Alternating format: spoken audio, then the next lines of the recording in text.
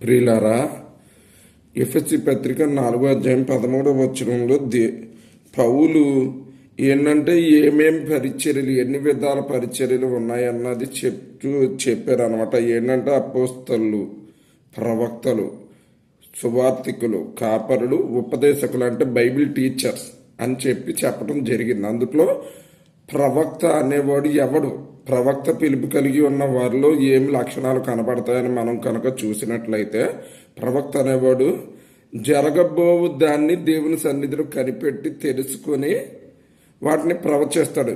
ఈ సంగతి సంభవింపనై ఉన్నది అని చెప్తారు. దాని నుండి జాగ్రత్త చేస్తారు. మీరు మెలకుగా ఉండండి, సిద్ధపడండి, ప్రమాదం పొంచి ఉంది అని హెచ్చరిస్తారు అనమాట. హెచ్చరిస్తారు, అలాగే ఖండిస్తారు. ఒక తప్పు జరిగితే దాన్ని ఖండిస్తారు, తప్పును దిద్దుతారు.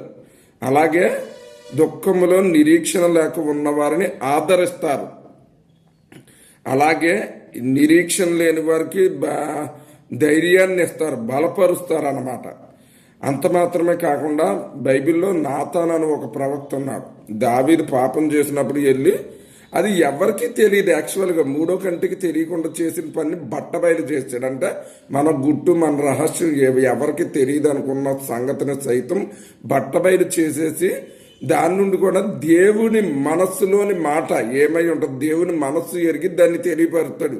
నీవు ఈ పని చేసావు కనుక ఇది జరగబోతుంది అని హెచ్చరిస్తాడు అనమాట. కనుక ఈ విషయాలన్నీ ఎవరిలో అయితే కనబడతాయో మీరు నిర్ధారించుకోండి. దేవుడు మిమ్మల్ని ప్రవక్తగా అభిషేకించాడు అనేటువంటి విషయాన్ని నిర్ధారించుకొని దానికి తగినట్టుగా ప్రవర్తించాలని, ఆ ఫలాలు ఫలించాలని చెప్పి దేవుని రాకడలో మీరు ఎత్తబడి దేవుని చేత బలా నమ్మకమైన మంచి దాసుడా అని అనిపించుకోవాలని చెప్పి ప్రభువైన యేసు నామమున మీకు తెలియజేస్తున్నాను. దేవుడు తన పరిశుద్ధ వాక్యం దీవించును కాక.